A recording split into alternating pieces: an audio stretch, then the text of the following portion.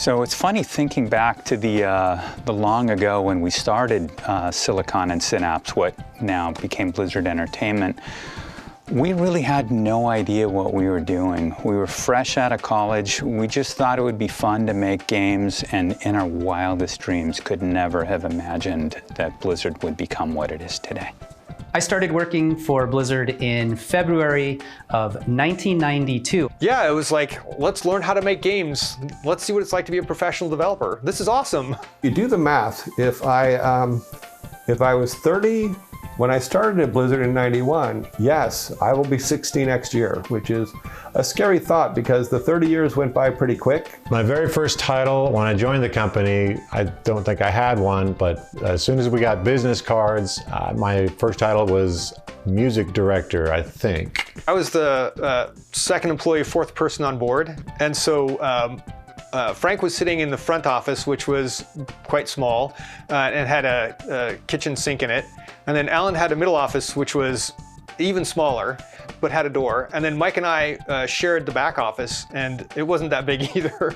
Alan had brought me in. We went into his office. We had a quick talk about what he expected from me from work, and then put me at the desk right behind Frank in the front room. He also said that I had to help answer the phones because we didn't have a receptionist, and Frank was answering the phones, and so he put me on the phones. So Frank and I would switch off answering the phones.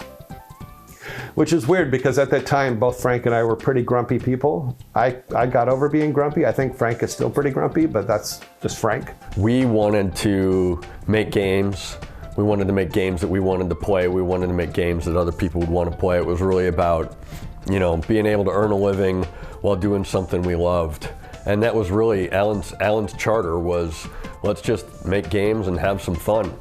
We didn't have any real highbrow goals. We were just a bunch of kids just graduated from college. We just wanted to make games that lots of people would love and play for long periods of time. And making a bunch of them. We made games so fast back in the day. I remember working on two games at a time sometimes. You know, philosophically, the way we approached making games was we just played a ton of games. It's what we love to do. It's why we started the company.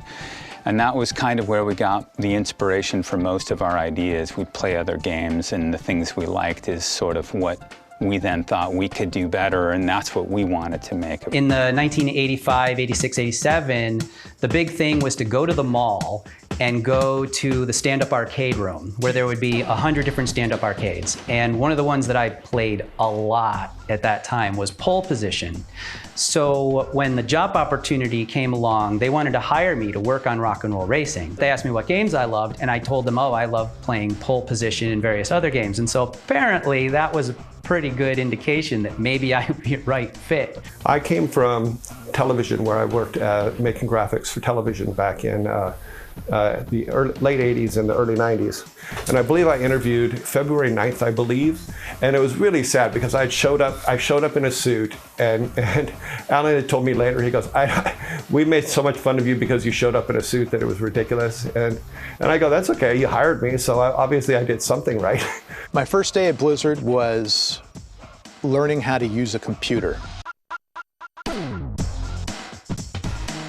Like I said, I had never really owned a computer. I've played on it a few times, but I had never used a mouse before. I had never used any art programs.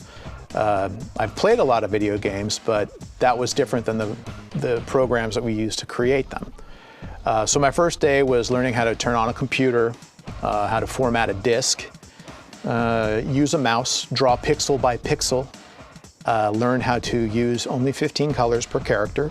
I showed up in a I Love Toxic Waste t-shirt that I had seen out of Real Genius, because I had always thought, the day that I go work for a company, I want it to be the kind where I can show up in a Tasmanian devil eating a peace sign with I Love Toxic Waste on the back, and they'll say, he fits in. I remember coming down to Blizzard for the first time, Silicon Synapse back then, and driving from LA down to Orange County.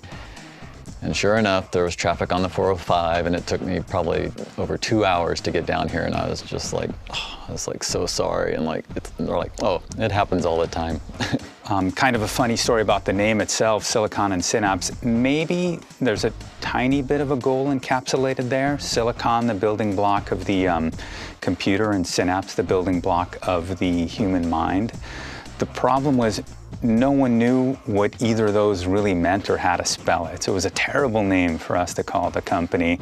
And of course, a couple years in, we ended up switching it to Blizzard Entertainment. Rock and Roll Racing was a little bit underdeveloped when I came in. It was what they were hiring me for. The engineer who had been working on it had left the company and they needed to fill that spot. So they had an interview, which was one of those roundabout things. A friend of a friend told me that someone's cousin needed somebody. It turned out that that was Alan Adham, who they were talking about, that needed somebody to come in.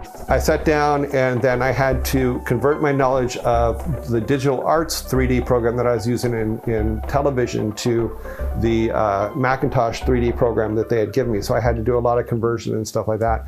And I just started literally I think the first car that I built was a Jeep, and put it all together and then did some tests with it, and then was just basically building the foundations for building the rest of the cars. And then when we moved on to PC games and you had more than 15 colors, I still found myself using a smaller selection and keeping the colors simple and bright. And a lot of that's attributed to the Blizzard art style was based in the old games that we did, where we had a lot of limited resources and a limited space that we could do it in, and we just used whatever we had and tried to just dominate whatever game we were working on, whether it was a comedy, action adventure, racing game, it didn't matter, it was a Blizzard game. Noticed that the office was not what I was used to, because in television your head's down most of the time because you're working on stuff. But here everybody seemed to talk to each other, everybody seemed to get along really good, and I really enjoyed the first week there, and never looked back. One of the main things it meant to be working at Blizzard in the early days is that your car would break down, you would get dumped by your girlfriend, and you would need a place to stay. Like, all three of those happen to most people. Some people, one or two of them only happened. And another thing that happened when you joined Blizzard, you had to make a desk. We would buy these really cheap desks that would come in a really narrow box. It was tall, thin, and heavy. And it's like, all right, your first job is to assemble your desk. And some people have really good mechanical aptitude and they'd be fine. And other people, it would take them several days and they'd get injured, or their desks would be rickety and prone to falling over. I was one of the lucky ones that my desk was already built when I got there. No, I hired to be a game developer, not a furniture assembly person. But yeah, lots of people went through it, and it was just part of the culture of coming on board. Maybe a bit of a hazing ritual even. We were just a bunch of guys who were trying to make really cool games and make ends meet. I think it wasn't until a little bit later that we started solidifying some of our, what do we actually want to do here as we go forward, because this is taking off and we're going to be a real company. But mostly we just wanted to have a good time. We were young, make some games, and never could have imagined how this would have all had turned out. And as far as I know, I'm the only person from back in the day that's never made a desk. And now I've actually told that to you, so everyone's going to hear it. And now I'm going to have to make a damn desk. God, can we cut this part?